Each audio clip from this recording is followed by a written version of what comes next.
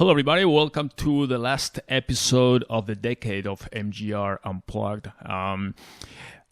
David and I were kind of wondering, David is here, by the way. Hello. Joining me. We're trying to decide what to do for this episode. We didn't want to do a very business-heavy episode, so we decided to just go back, since it's also the end of the year and the end of the decade, really. We wanted to go back. And actually, it was yesterday when I was looking at some other article, and I realized that all the things that have happened in the last 10 years, really, since 2010. And it's hard to imagine how much these tech innovations that I call have influenced the way we live our lives today. I'm talking about smartphones, iPhones, music streaming services, video streaming services, subscription services, software, everything. It's true. Majority of the day-to-day things that people use didn't exist or were in their very infancy at the beginning of the decade, basically. Yeah, really. I mean, and the other thing is that we are so into it right now, into these innovations of these tech gadgets and subscriptions and everything, that we don't even realize how much we are into them. And when you start thinking about it, it's like, okay, well, how was this before that? Like before they existed? I realized how much I use my phone when they created the screen time. Yeah. That's right. You. That's right. That's impressive. And I'm like, oh, I mean, it's hard for me to discern because I use my phone a lot for work too. Yeah. But I mean, I have weeks where I use my phone like it says like 7 hours a day. Yeah, now, I'm down. But you watch a lot of videos. And things. The problem is I listen to podcasts on YouTube a lot. So that counts as time. So it's not like I'm on my phone. But anyways, I mean, point is, I spend a lot of time on my phone. And everybody does. Yeah. You know, and it's like, man, I spend that much time on my phone. Right. And then you start making excuses saying, oh, I didn't have time to do this or that. And then your phone tells you, yeah, because you spend 8 hours a day watching the phone somehow or doing something on the phone. And it's like, wow, then you realize you could have been doing this or that. And then I get that too. And I get upset because he says that I've been like 2 hours on social media. And usually I don't do social media much for us or for ourselves. I do it mostly for work or researching things. So, but even that upsets me. It's like, I don't want to be the one that much on social media. I have so many things to read and do and research. For me, the biggest is Twitter.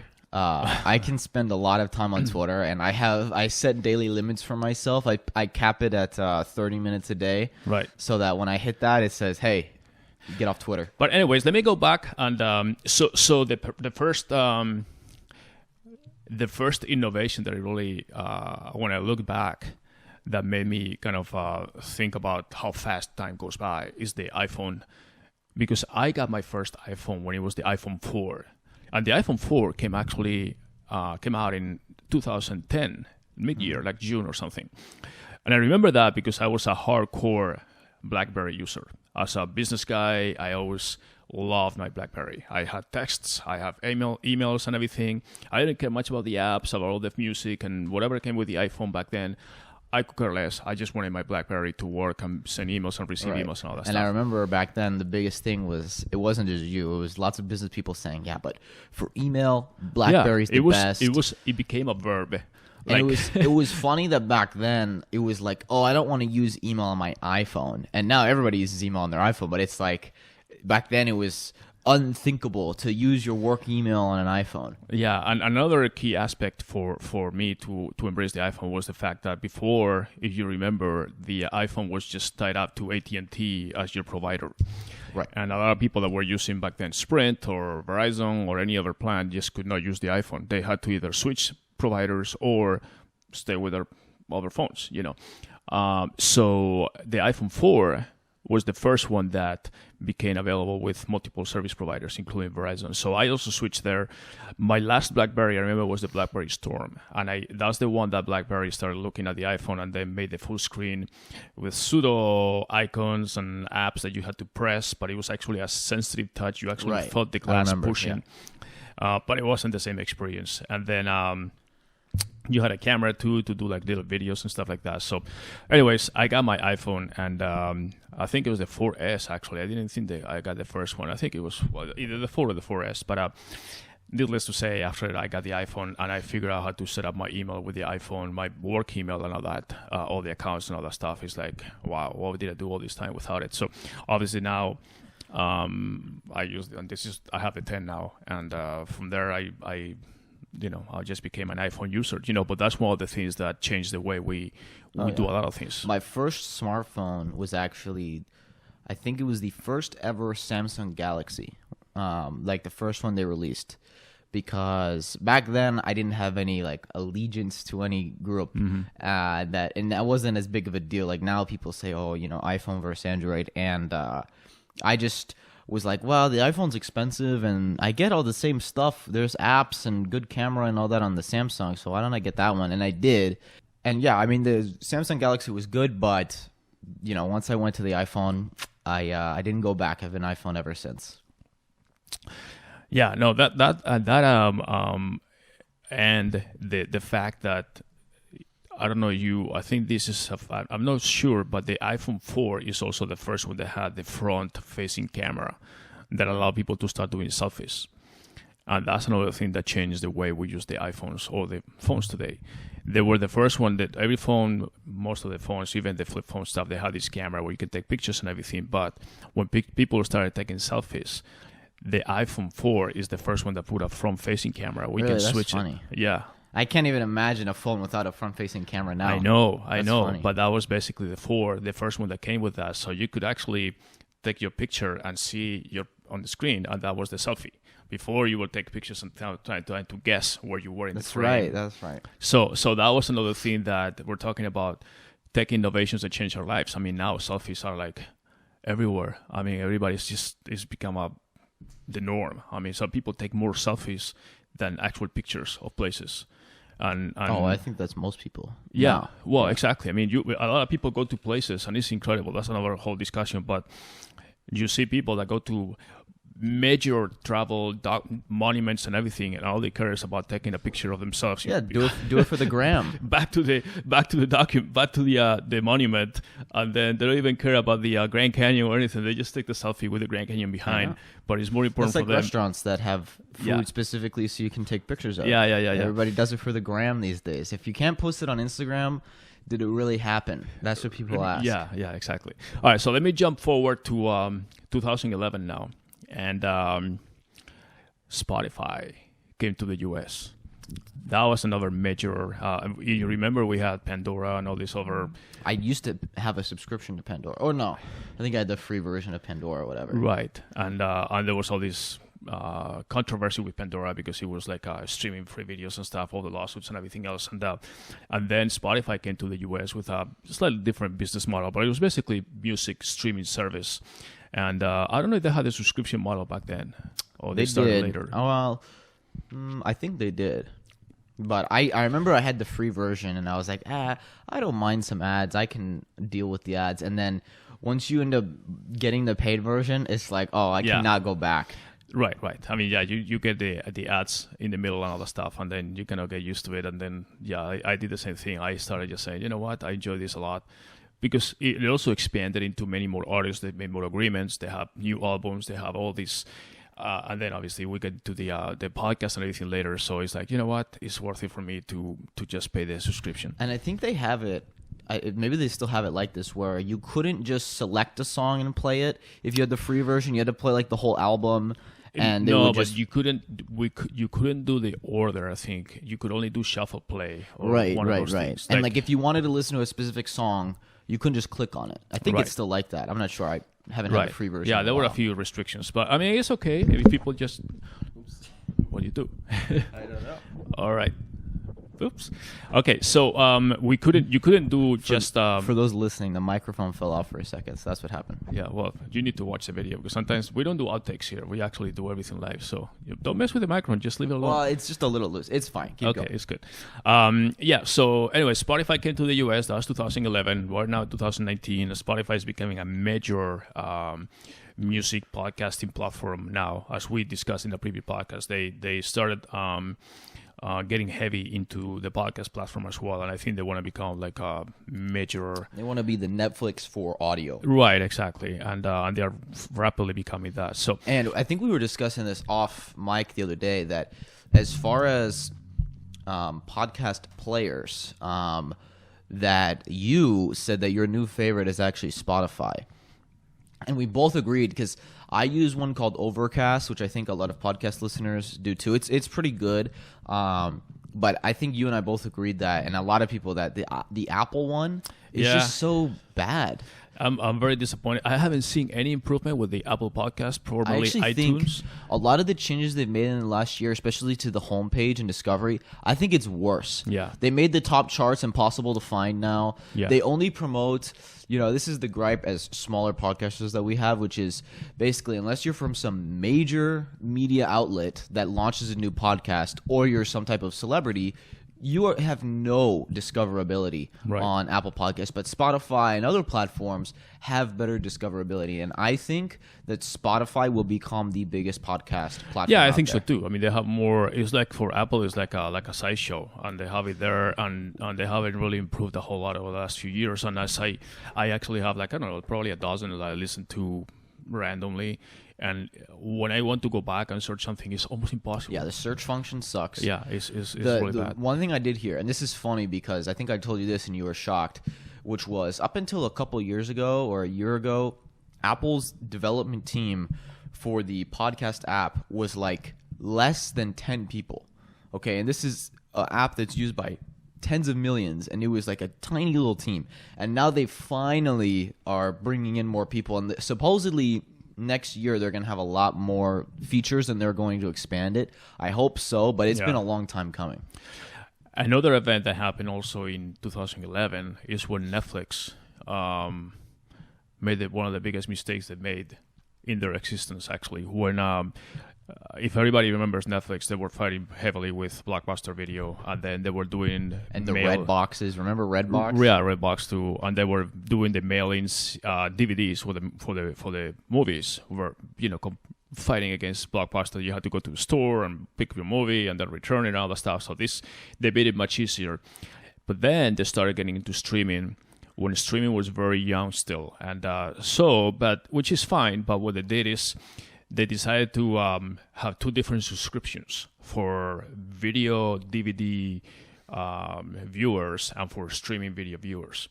And not only that, they actually called the streaming video subscription, they came out with the name Quickster, which sounds like a convenience store, quick stop, gas station or something. So anyways, people didn't like it. People were used to it. The DVDs, it was actually too soon back then to stream movies on the internet because bandwidth was not really there, speeds and everything else. So people still like the fact that they were getting the DVD, return it, everything is paid for. No late fees, nothing. And then, for the few people that wanted to do streaming, then they had to pay a separate subscription, and then it was a no-name. Bottom line, they lost, I think it was like 500,000 or 600,000 subscribers, or even more, depending on who you ask. And it was a biggest fiasco for them. And that's when 500,000 was a lot to them. Not like absolutely. now when they have hundreds that of was millions. a lot of people that were basically pissed off, thinking, okay, well, what is going on? How soon here? until they switched it? They did it pretty quickly. Okay. I mean, well, obviously, once they had the first quarter results. Because I'm trying to remember when Netflix really exploded. That was probably like 2014 or so, the subscription. Because I don't know, exploded. I think at least in the US, there became a point where it's always a funny thing in a company when a company really becomes mainstream, where it's almost assumed that people have it. Like, I still remember the first time someone, this was years ago, was like, "Oh, just get on Amazon," and I was like, "Yeah, but I have to pay for shipping," and I don't know. And they were like, "You don't have Prime?" Like, it was like the first time, and that was like, that must have been 5 years ago. But the thing is, when you look at the shows that Netflix has, some of them, that are already in the 5th, 6th season, and you backpedal to 2013, 14, that's pretty much when Netflix started becoming more of like had an anchor for people to keep their subscription or upgrade their subscription. And then obviously with 4G for cable modems and everything else, once the bandwidth became stronger, or faster for download speeds, that people started shifting from DVDs to actual streaming video. That's when it really took off. And the other big shift, I think, was around 2014 when they started making a lot of original content. Exactly. Because before they didn't do that. Exactly. And once they did that, it was off to the races for them. Right. So that was a big jump for them. But anyways, that just shows you that even big and very successful companies, every now and then make a decision that actually it's costs funny them. that Netflix is such a big company and is involved in so many people's lives and is just it's a part of the zeitgeist now. And really, I mean, 5 years ago, or maybe six, with basically it's been only mainstream for less than a decade, and it feels like it's been big forever, but no, it's actually been only a few years. Really, it's not that long. Yeah. So in 2011, obviously, talking about iPhone is also in October is when Steve Jobs passed away.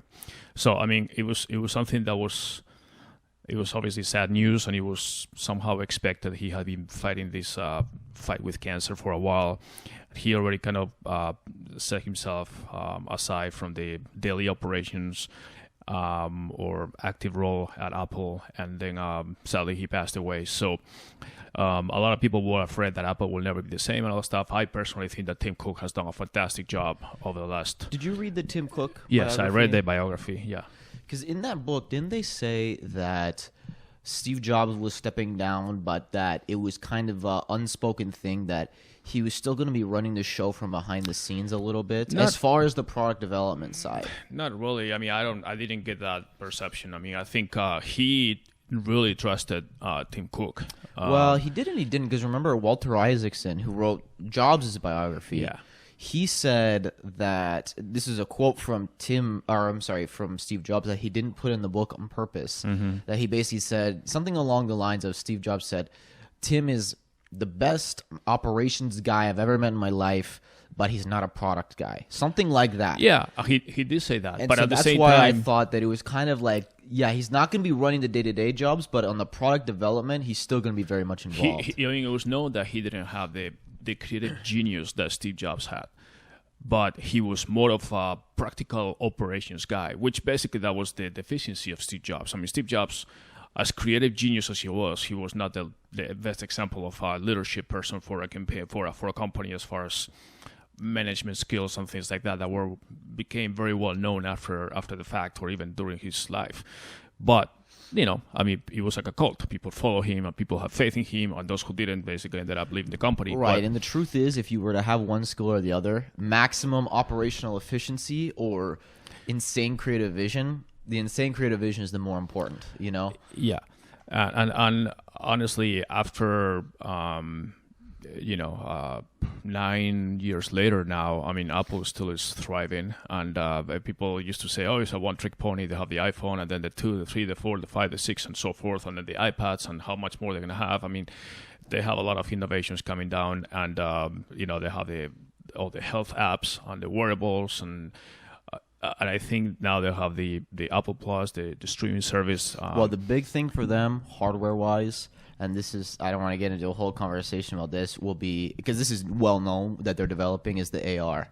And right. If they can win the AR glasses, if it ends up being glasses market, then they will remain one of the top hardware companies for the next decade. Because really, I think 2020s is when, probably not soon, like in the next couple of years, but we will see AR really taking over. I think they have a lot of things that people may or may not know, or they don't even... Well, I mean, people don't... We were talking about self-driving car stuff, and they were saying, oh, they may end up buying... Some people say they may end up buying Tesla. Yeah, too late for that now. It's not going to happen, obviously, but... They were saying that when Tesla was way smaller. They do have a lot of cash, and yeah, that helps you... That's why do you think they're spending billions on content? They're just... Exactly. They've got money to throw around. So obviously, Apple is not a company you want to write off, and then they'll have ups and downs, and obviously the trade war with China and all that stuff is maybe affecting them a little bit because they manufacture, they have a lot of plants that they manufacture the iPhones in China and all that stuff, but I think the bottom line is that the investors like Apple. They keep investing in Apple. The stock prices keeps going up. The thing with China that people do overrate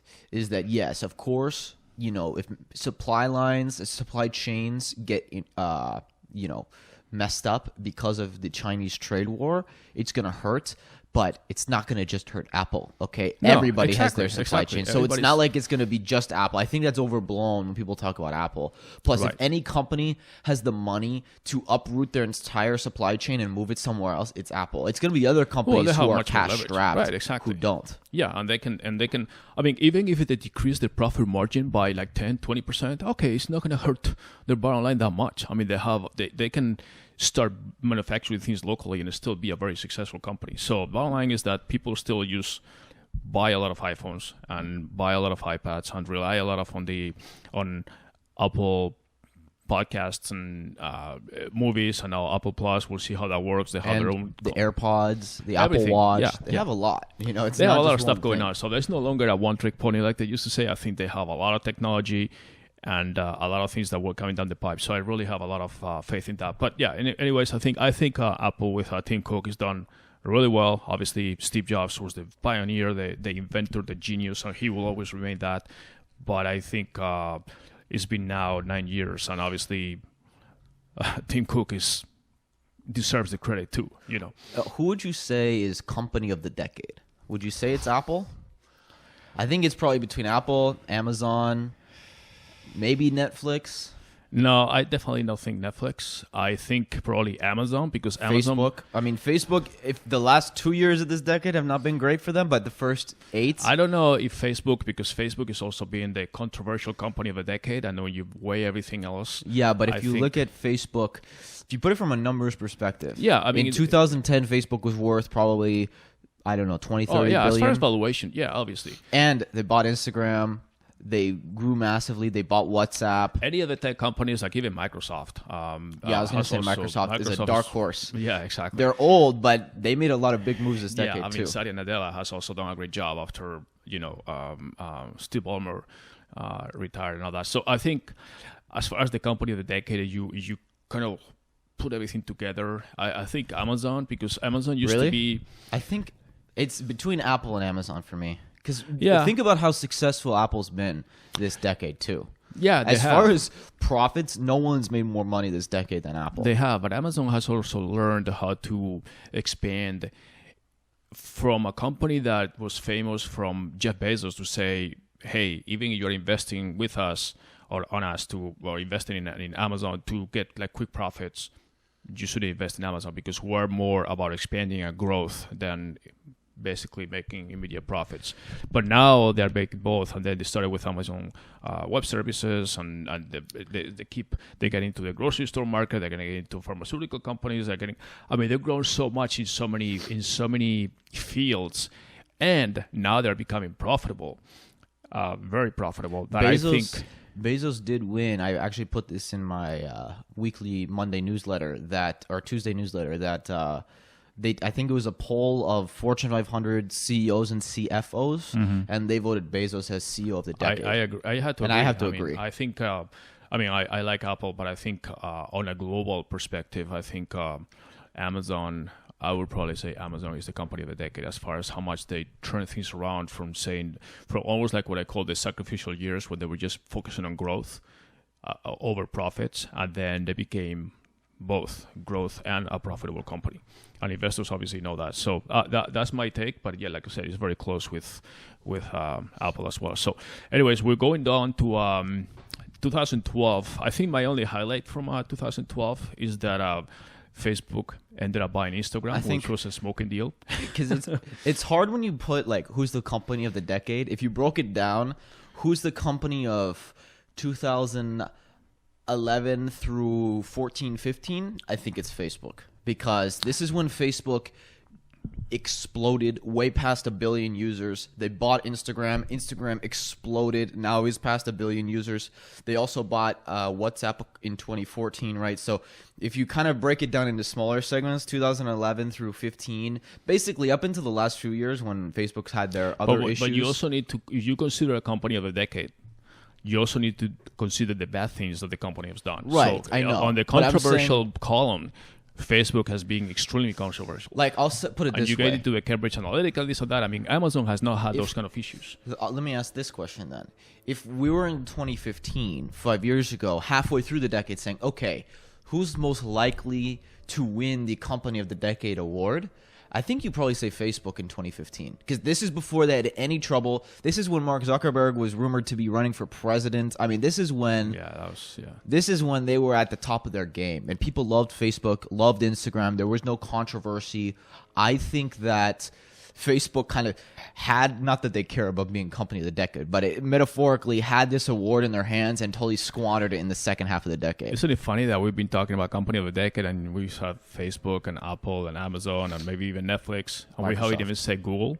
Yeah, because Google hasn't done anything. I know. Google, they've done a lot. It's just nothing. Well, nothing great. Yeah, they actually had a few failures themselves too, but the only great thing that Google has, and this was they bought YouTube in 2007, but YouTube didn't really explode until this decade, was YouTube, in my opinion.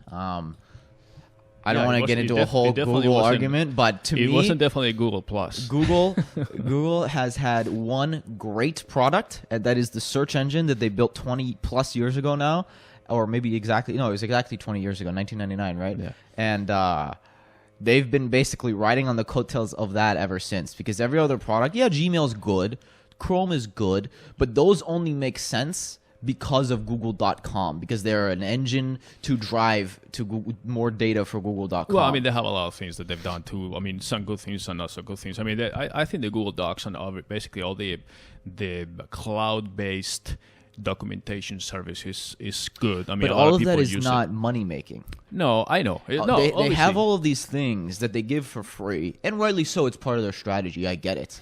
But none of those things, they're great products. They're not great businesses. Google Docs is free. Okay, fine, but they're not making money from it. Google Drive is free. Well, but we're not talking about monetizing. I mean, when you say a great company, yes, a company needs to make money. But they're also trying to create their own ecosystem where people rely on the company for the day-to-day business, and a lot of people in business, including ourselves, use Google documentation or Google Docs structure to communicate, to update, and things like that. So, that creates a dependency where we rely on Google for our day-to-day business, like many other businesses do. But if Google only gives all those things free because they make so much money from ads. If they didn't have that ads part, of course, and you took Gmail and Chrome and Google Docs and Drive and all of that as its own company, it would be the worst performing company ever. What if they said, we're going to start charging $10 a month for the use of all that's what Microsoft does. Right. And that's how Microsoft makes money. Microsoft says, listen, we don't have some search engine to fund all of our little whims. If you remember Google X was so famous, like, this innovation hub. Can you give me one successful thing that's come out of Google X? Remember Google Loon that came out of there with the air balloon? They canceled that. Yeah. Waymo, they've sunk tens of billions of dollars. They still don't have a self-driving car. Google Plus was just basically gathering data, and they shut it down. There's a website that is, I forget exactly the name. GoogleFailures.com? Yes, it's basically, like it's something along those lines. I saw that too, yeah. And it just catalogs all of the failed products by Google. But at the same time, they put themselves out there to... Yes, you have to take a risk. Yeah, exactly. But also, like Google Stadia that they released recently, do you know about that? This is the biggest strategic failure I've seen from a company in so long. Because Google Stadia, for those who don't know, is basically they use what's called virtual computing, which is a technology that's been around for a while, but now we finally have the cloud computing power to do it. So basically, just like you can store files in the cloud, now they're allowing you to run applications in the cloud. So you don't have to have the application running on your computer using your CPU or GPU. So the first thing they do is to go after hardcore gamers who have the highest expectations of brilliant graphics, brilliant game engines, which... if you know, gaming takes the biggest toll on any computer. Right. And you need a supercomputer. So why start with the hardest possible thing? Why not just say, hey, you can have a $200 laptop and get $1,000 laptop performance, because then you can run easily Drive, Google, Docs, any of those things virtually. But they didn't do that. They said, let's go after hardcore gamers. Mm-hmm. I don't know what, and everyone's shitting on it, saying it's a failure. But it's not. It's actually pretty impressive. But because it's a little worse than what would you have if you have a desktop computer versus virtually, they're saying it's not as good because you're going after the pickiest people. It's like going to a food critic who reviews Michelin star restaurants when your first dish. Okay, that's probably not the guy you want to go to the first time. And it was a complete strategic error. And things like that is what Google does over and over and over again. Yeah. That's why Google is not the company of the decade when they probably should have been. Well, they're still profitable, so that's Yes, probably, of course. But my whole argument was just they have this legacy business that does amazingly well and funds all of their other failures, and they really haven't had anything new. 90+% of their revenue still comes from ads. Right. Well, they also sell Android phones. Yeah, but they don't make money on those. They don't make a whole lot, but they make more money outside of the U.S. Obviously, in the U.S., Apple dominates, but in Europe and other stuff, there's a lot of Android and the rest of the world, to be honest. But anyway, so 2012, we also have Facebook buys Instagram, which we'll get probably more into that. It was a smoking deal, by the way, when they bought it. So that was good. And then another thing is that Oculus Rift, talking about VR in this case, was just promoted or launched on a Kickstarter from all places, trying to get, So now in 2013, that's something that we went through. Adobe, our favorite company, design. Everybody that uses Acrobat, Photoshop, Illustrator, anything, any design agency uses Adobe products every day, multiple times. Now there's more competition, but really from 1995 to 2015, it was a 20-year span of basically you used Adobe and that's it. Now you have Sketch and Figma and other software out there. Even Canva is growing a lot for people who don't need some insane graphics. They just need quick stuff. So there's more competition now, which is good. You don't want to just have the Adobe monopoly. But yeah, for 20 years, it was just Adobe, basically. Right. And it still is. I mean, I still use Adobe. And obviously, it was pricey software, but it depends was on the best. It was worth it for sure, especially you make a business out of that. So for agencies, buying the latest version of Adobe was a must. Basically, it wasn't even a question. I'm going to skip this version. No, like the last version I think was CS6, and just Photoshop cost like $700 for the license. Yeah. Which you had a limited use. Because I saved up and bought the license for CS5, which was like, the whole suite, which was very expensive. Yeah. And then like, I don't know, a year later, they say, hey, we're done with that. We're going to get you on a monthly subscription now. Right. So they had that. But one of the problems they had is that just as they were launching new versions of the software, they were being like fake copies or licenses. Pirating was the biggest issue for them. So everybody and their mother had a copy of Photoshop that they had not paid for, and then Adobe obviously took note. And a lot of companies, tech unpredictable revenue. Because to get someone to upgrade, because I remember when CS6 came out, a lot of people were still using CS3, CS4, and saying, I don't really need CS6. Maybe there's some nice bells and whistles, but I don't need to spend the $1,000 to upgrade. Now they don't have versions. You just pay. It's the SaaS It's a rental. You rent the software. Right. And so why I wanted this included was Adobe was probably the last major standout where you still bought software. Now, no new software company. When was the last time you bought software? Well, not for major Office Pass. I mean, with Microsoft Office doing the same thing. But you still pay a subscription. Yes. Like, is there any software company, and especially if a startup today... I mean, there's some that still offer either or option that you can buy or you can subscribe. If you want the cloud service, it's a subscription, or you want your hard copy. Yeah, I guess. Like a one user only is only for you. You can still get that in certain things. But for most of the Office products, like even Design, Adobe, Microsoft, and everything, you definitely have a subscription. Right. But my point is, any new startup today that does software products is all software as a service. Right. There is no just buy the software. It's all, here's our software. It's $50 a month forever. Mm-hmm. And there's a lot of reasons for that. One is revenue predictability. Another is in the rise of venture capital.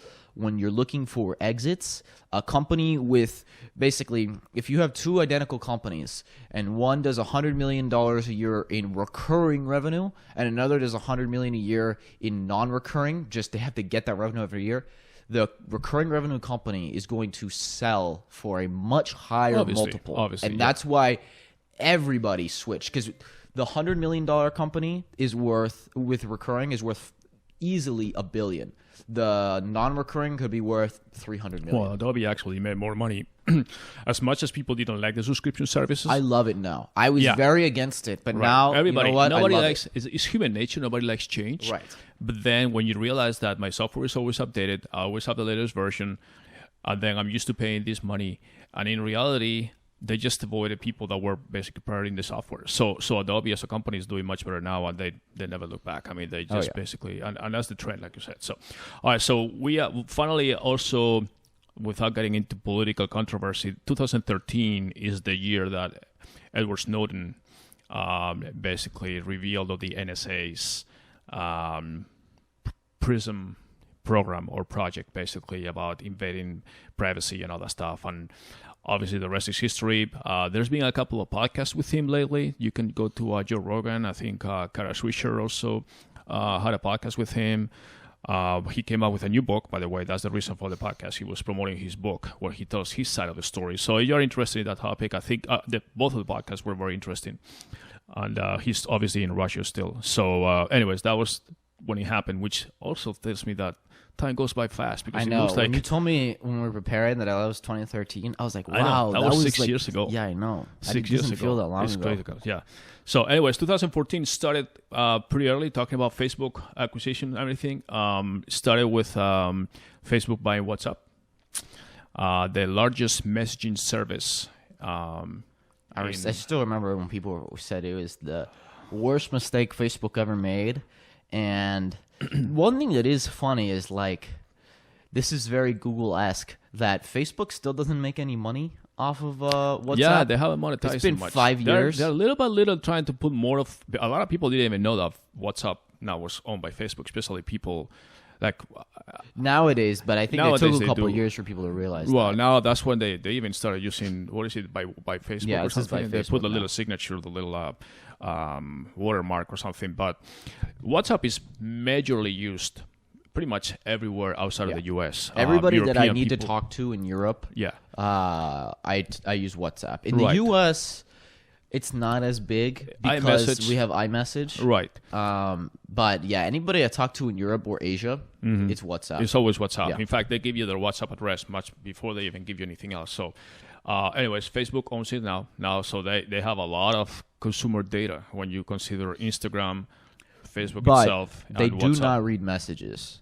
That is true. Right, it's fully encrypted. encrypted. Yeah, WhatsApp is very, very thorough about telling you that messages are encrypted and all that stuff, so they can really... So we have to trust that. So anyways, that happened in February. In March, talking about Amazon, for the first time, Amazon started raising their Prime subscription price. One of the most... You talk about why is Jeff Bezos the CEO of the decade? Yeah. Because that was one of the most brilliant business moves of the decade. Right. He made everybody pay $100+ a year for something, and then they think they get free shipping, but really you're not getting free shipping. You're just paying for the shipping in advance. But people don't think about it that way. Yeah. And that's one of the most brilliant things he You're could have ever done. basically giving Amazon money that they can invest or do whatever they want, and then you use the shipping. Like I use a lot of the shipping, so obviously I get my money's worth. But yeah, I'm paying in advance for it. But it also includes movies and everything. Yeah, else. So then it as didn't, far but as now the it value does. that you get for your money, if you watch course. movies and all that stuff, it's a great deal. This year, I reported earlier this year, they passed a critical threshold, which is now more than half of all U.S. households. I think 52% have Amazon Prime. Mm-hmm. So basically, half of America now has is paying Amazon That's $10 a month. That's why, like you said, that's why I was kind of thinking that Amazon, as far as making smart moves at the right time, they are one of the top companies. And also later that year is when they launched the first Echo, the first smart speaker, if you will. Mm-hmm. I want to say the name because we have one right there. I think, yeah. So, but anyways, that happened in November. We don't want to activate everybody who's listening to if they're playing on that's a speaker. Right. All right, so we'll go to 2015, and we have some news that it wasn't really like a big year for the Facebooks and the Instagrams and the Amazons and all that stuff. However, SpaceX, another company that we like Elon Musk. 2015 was the last year that Facebook was seen in a positive light, because then Yeah, 2016 right, with the election and everything that happened after that was when it all went downhill for Facebook. But in December of 2015, SpaceX lands the first rocket. So they actually were recycling rockets. And they most recently, like last week, Yeah, landed their 40-something rocket. So they went from... That tells you the insane progress. You can say a lot of things about Elon Musk, but you can't say that he doesn't get things done, especially when people say that it's impossible. You can't do that. And he did it. And now he's done it 40 plus times, and nobody else is landing rockets still. Even NASA doesn't land rockets. Well, I mean, Bezos speaking. I know Bezos is Blue doing Origin it. has done it too, but they have a much smaller rockets, and the range is different. But yeah, they're both kind of competing with that. They have different strategies too. Different strategies, like, correct. The thing that I think is really interesting is obviously Elon really wants to get to Mars, and that's the whole thing. Like we're going to build a colony on Mars. Bezos. And I actually, in this case, agree a little more with Bezos, where he says, why do we need to go to another planet? He says, we can just build a space station that's habitable, like a mega Death Star type, not the death part, but like a mega space station that people can live on. Why do we need another like a space planet? station. I mean, we have space stations that are for exploration, but we can have a space station that is like a satellite, but a mini huge city that we can build, and people it's like live there. almost like a cruise ship. That you can basically have a whole life when you're, pools and this and that and everything else, and have like 1,000 people there, but in space. So and that's another. His strategy, which I think is my favorite strategy of climate change, as far as creativity, is he says, well, I think what we can do is just build all of our factories in space and some of them on the moon, and move all of our manufacturing to space so that there's no pollution on Earth. And that's his solution. And I said, it's definitely creative. I don't think anybody else is thinking, oh, that is a solution. So in 2016, obviously, we're in a political pre-election year. 2020 will be election year again, which means that 4 years ago, 2016, is when Donald Trump was elected president. 2016, also the best sports year of the decade, in my opinion. You had the Warriors go 73-9, only to lose to the Cavs in the finals when they came back 3-1. That was the year the Cubs won the World Series after their 100-plus year drought. So I think that was the best sports year of the decade too. I listened to Bill Simmons, if anybody listens to him, and he was recapping the 2016 finals. Okay. And I've gone back and rewatched, and if you're a basketball fan, I think you know that was like the Game 7 of the finals that year was the best basketball game I've probably seen in my life, and definitely the best game of the decade. I still remember when Kyrie Irving hit the three over Steph Curry, put the Cavs up on the road, Game 7. They won. LeBron crying at the end. So that was definitely the sports moment of the decade. But we'll get back to tech. Right. So 2017. When after Trump was elected was when Facebook started having issues with the Cambridge Analytica. This is when it all started falling down. Scandal. Yeah, all of a sudden they had to admit that maybe we kind of rigged the elections a little bit. Whatever they were rigged in, whatever that was effective or not is up for interpretation. But it is a fact that it happened, and as a result of that, there's been major changes to advertising policies, not just on Facebook, but basically on Google and every other advertising platform. Something that we go through on a daily basis. Unfortunately, they're tightening their requirements and policies quite a bit since then. So that happened in 2017. Also, Amazon. 16. No, Analytica was. Okay. 17. Well, yeah. I mean, this election obviously the election was November. was in 16, it was at the end right? of the year. In March is when the scandal was. Yeah. Right. Yeah. Obviously, the whole election advertising happened in 16, and then in 2017 also is when Amazon started branching out into one more vertical, buying Whole Foods, supermarkets. So trying to get into the Whole Foods is more like. I'm a little disappointed on that front. They have not done a lot with Whole Foods. They're actually launching their own grocery store brand that's separate, because the problem with Whole Foods, not a problem, it's a good and a bad, but people associate Whole Foods with very premium and expensive, which is good because they make good profit with the customers they do have. But it's hard for them to acquire new customers because a lot of people say, the classic Whole Foods nickname, whole paycheck. It's like it's hard to break that stigma. Yeah. So now Amazon is, I think, kind of decided, okay, we're going to leave Whole Foods alone and we're going to launch our own Amazon Go grocery stores. Right. That's why I was kind of confused, because I thought the Amazon Go was going to be part of the Whole Foods. That's, I think, was the original plan. I think the original plan was to convert Whole Foods into this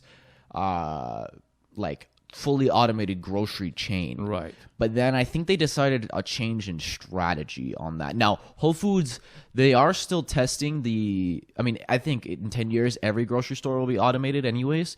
But I think that Amazon is focusing more on like convenience stores and smaller grocery stores rather than making all of the Whole Foods. Yeah, more of the packaged food too, because it's difficult for fresh food is a little harder. Amazon Go, or to get fresh food and groceries and things like that. Like, it's a little more difficult to pack that part of things. So, all right. So 2018 was it's just 2 years ago, or actually last year. I don't think there was a major news there, other than Elon Musk is when he he started getting in trouble with the SEC for saying that Tesla was going to go private, and then I think he said no, it's not going to go private, and then he started getting into the SEC started looking into him, and then he had to eventually funding secured. Right. So he didn't he step aside as CEO, and no, he's still CEO, he's not but chairman. He's right, exactly. So, anyways, that was just he went on the Joe Rogan podcast and smoked weed. Remember, right, that was a big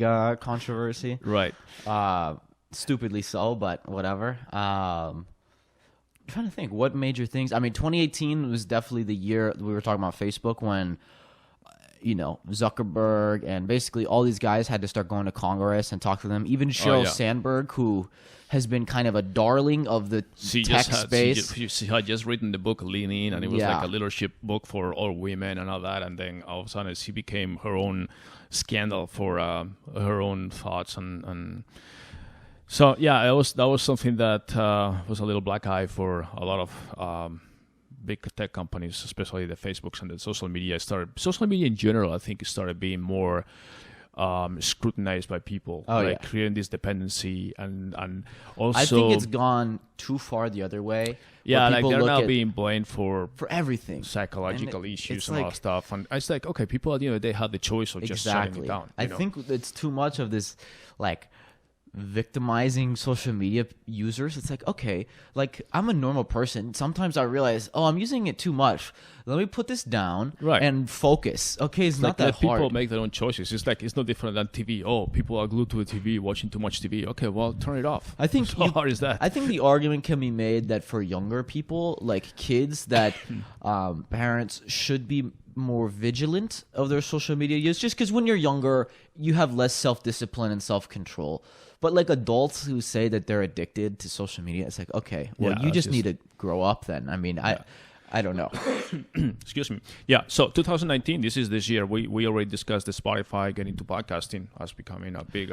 Disney Plus. This is 2019 is the year that everybody gets into streaming. Right. We have Disney Plus. We have Apple Plus. CBS. The Plus thing. Extra Access, whatever it's called. Apple Plus. Everybody. HBO Pro Max, whatever. Too much. And they just recently we're talking about Google. Both founders, Larry Page and Sergey Brin, basically leave Google for FX. They step aside. I was surprised that it was so quiet when it happened. It's like the two major founders decide to step aside, and then it's like, oh, by the way, like it wasn't major things. I mean, if Zuckerberg decides to step aside, that would have been like a huge news. Now, one thing I just realized we didn't talk about this decade that was another big thing was the ride sharing, Uber, Lyft, all these guys. Yeah, that was all this decade. It's funny, if you haven't read the book Super Pumped, I would definitely recommend it. It was on our top 3 books of the year that came out. It's basically all about the rise of Uber and the fall of Travis Kalanick. But it's funny how a company like Uber, in such a short period of time, can go from rising, very similar to Facebook, in that they rose up, became super, super popular. Everybody loved Uber. I mean, there was a time when Uber was like this beloved company. Well, it became and then all of a sudden, within like a 6-month span, scandal after scandal came out about Travis and other company culture stuff, and they started falling in reputation. It's funny how that happens so fast. But not only that, they became like a model, like everybody invented the Uber of something. Like a lot of companies became... The sharing economy. The sharing economy, exactly. They started saying, oh, the Uber of massage, or the Uber of this, or the Uber of that. Something that we've been very close to is on the hotel side, the hospitality side, the Airbnb-ification of hotels. Now, I mean, we work with a lot of hospitality clients, and Airbnb is top of mind for everyone because it's not just Airbnb anymore. Now Marriott is doing it, Hilton is doing. Everybody. Airbnb is getting into the hotel industry. Right. Hotel industry is getting into the share economy Right. industry, and then Airbnb is also expanding into experiences and share rooms and all kinds of things. So really, the travel industry is going through a major transformation too. So that's gonna be interesting. So that pretty much wraps up the decade as far as I mean, obviously many more things have happened, but I think we've gone through a few other ones that at this point were they, we started with the iPhone 4 10 years ago. Now we have the what is it, the 11 that is now, or what do they call the new one? The 11 and 11 Pro, 11 Max. Pro, Max, and Plus and something. So we're obviously not going to discuss every single iPhone or anything. What's your one prediction for the next decade? I'm curious about, honestly, what's going to happen with the electric cars and self-driving cars in general. There's a lot of legislation already, even in European countries. I think electric cars are going to keep on their steady path. Right. That's where I'm coming from. We'll because take over. in European countries, they've already made legislation basically saying that they're going to stop developing internal combustion engine cars, basically traditional gasoline cars or fossil fuel cars, and then developing only electrical vehicles just because they are clean for the environment. So that is already in place starting at different times in the future, like 2025, 2026, depending on the country. But from there to the self-driving, that's a big legislation and update and adaptation that cities and highways and everything need to do. So whether that happens with all cars or I think it will happen this decade. I just don't know if it'll happen early in the decade. That's the part that I'm more curious about, because there's a lot of ramifications for making self-driving vehicles, especially when it comes to sharing the road with the non-self-driving vehicles. I think that's the biggest conflict that I see. You have a section or roads or highways where it's only self-driving cars, and they all controlled by their own algorithms and everything else, and they all know where each other is and all the stuff. I'm all totally fine with that. But I think when you start combining the self-driving vehicles with human-driven vehicles, and then you get into a lot of potential issues, not just for the vehicles themselves, but insurances and liabilities and everything else. And I think that's going to take a while to regulate. But I think we'll figure all that out. I'm not saying it'll happen.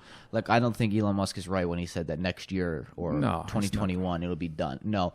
But I think probably 2025-ish, maybe. Well, that's what I think. That's to me, that's the most curious thing that I have for the next decade. I mean, all the other stuff like tech. Yeah, I mean, I expect. My biggest prediction for the next decade is I think that we will see a decentralization of social media, and what I mean by that is there will be many more social networks. It will be much more fragmented. I think that instead of just having like a big 3 or 4 social networks that everybody uses, and I think we're starting to see that a little bit with TikTok emerging this year, and there's a lot of smaller ones that have emerged. Even Twitter, I'm not sure, this kind of went under the radar a couple weeks ago. Jack Dorsey announced that Twitter is creating a blockchain-based Twitter, which is basically open source everything. So everybody, if you want to make your own Twitter clone, but specifically for something else, you can do that now. Like by sector, by like kind of like a Facebook group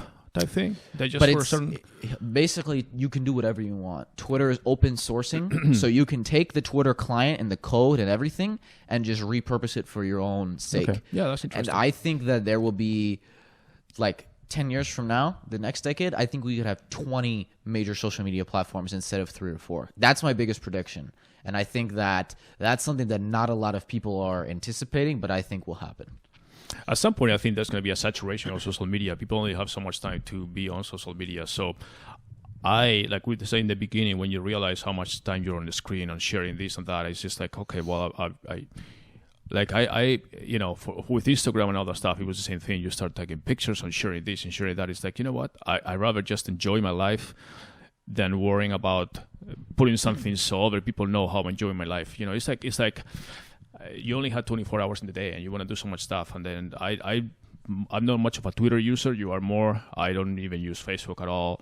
I'm more Instagram, but even that is like randomly, when I have something. Think where we'll see the most innovation is in, and we're already seeing a little bit like that bigger companies, even Facebook has talked about, which is the kind of quote unquote private social networks. The more like there's going to be, I think you'll have a separation between I don't know what exactly we'll call it, but the broad social network where it's just anybody who wants to follow you, and then the closer group. But that's what I like about WhatsApp, because you can create a group with WhatsApp. Right. And I'm saying that there will be, I think group chats are a band-aid shortcut that people have made because they want that. And I think that there will be social networks made around a group chat, but instead of just being like messaging, it'll be a whole social network just for a small group of people. Right. Because with a group chat with WhatsApp, you can basically upload images,